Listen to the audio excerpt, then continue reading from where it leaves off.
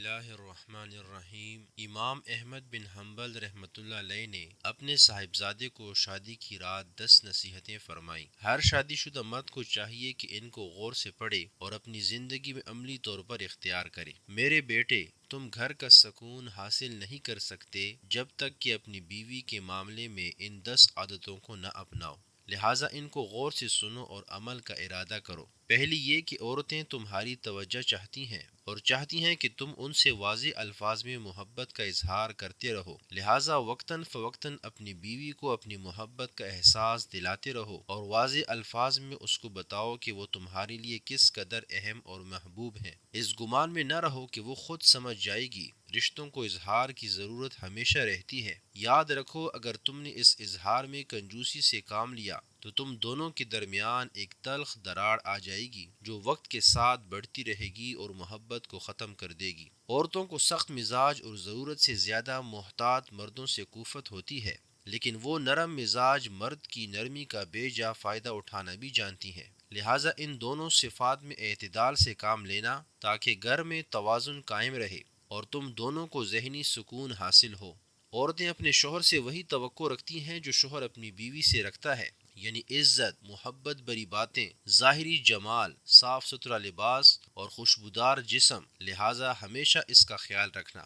یاد رکھو، گھر کی چار دیواری عورت کی سلطنت ہے۔ جب وہ وہاں ہوتی ہے تو گویا اپنی مملکت کے تخت پر بیٹھی ہوتی ہے۔ اس کی اس سلطنت میں بے جا مداخلت ہرگز نہ کرنا اور اس کا تخت چھیننے کی کوشش نہ کرنا۔ جس حد تک ممکن ہو گھر کے معاملات اس کے سپرد کرنا اور اس میں تصرف کی اس کو آزادی دینا۔ ہر بیوی اپنے شوہر سے محبت کرنا چاہتی ہے، لیکن یاد رکھو اس کے اپنے ماں باپ، بہن بھائی اور دیگر گھر والے بھی ہیں جن سے وہ لا تعلق نہیں ہو سکتی، اور نہ ہی اس سے ایسی توقع جائز ہے۔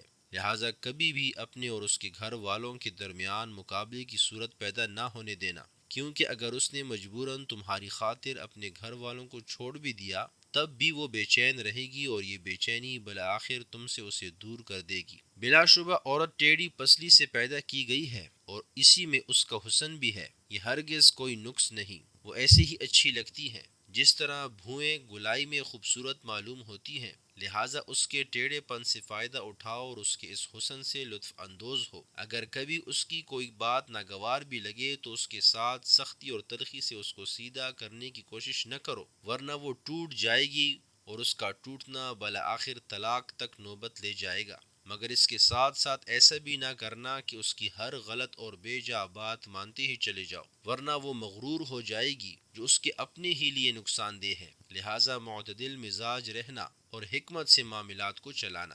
شوہر کی ناقدری اور ناشکری اکثر عورتوں کی فطرت میں ہوتی ہے۔ اگر ساری عمر بھی اس پر نوازشیں کرتے رہو لیکن کبھی کوئی کمی رہ گئی تو وہ یہی کہے گی کہ تم نے میری کون سی بات سنی ہے آج تک۔ لہٰذا اس کی اس فطرت سے زیادہ پریشان مت ہونا اور نہ ہی اس کی وجہ سے اس سے محبت میں کمی کرنا۔ یہ ایک چھوٹا سا عیب ہے اس کے اندر، لیکن اس کے مقابلے میں اس کے اندر بے شمار خوبیاں بھی ہیں، بس تم ان پر نظر رکھنا اور اللہ کی بندی سمجھ کر اس سے محبت کرتے رہنا اور حقوق ادا کرتے رہنا۔ ہر عورت پر جسمانی کمزوری کے کچھ ایام آتے ہیں، ان ایام میں اللہ تعالیٰ نے بھی اس کو عبادات میں چھوٹ دی ہے، اس کی نمازیں معاف کر دی ہیں اور اس کو روزوں میں اس وقت تک تاخیر کی اجازت دی ہے جب تک وہ دوبارہ صحت یاب نہ ہو جائے۔ بس ان ایام میں تم اس کے ساتھ ویسے ہی مہربان رہنا جیسے اللہ تعالیٰ نے اس پر مہربانی کی ہے۔ جس طرح اللہ نے اس پر سے عبادات ہٹا لیں، ویسے ہی تم بھی ان ایام میں اس کی کمزوری کا لحاظ رکھتے ہوئے اس کی ذمہ داریوں میں کمی کر دو، اس کے کام کاج میں مدد کرا دو اور اس کے لیے سہولت پیدا کرو۔ آخر میں بس یہ یاد رکھو کہ تمہاری بیوی تمہارے پاس ایک قیدی ہے جس کے بارے میں اللہ تعالیٰ تم سے سوال کرے گا، بس اس کے ساتھ انتہائی رحم و کرم کا معاملہ کرتے رہو۔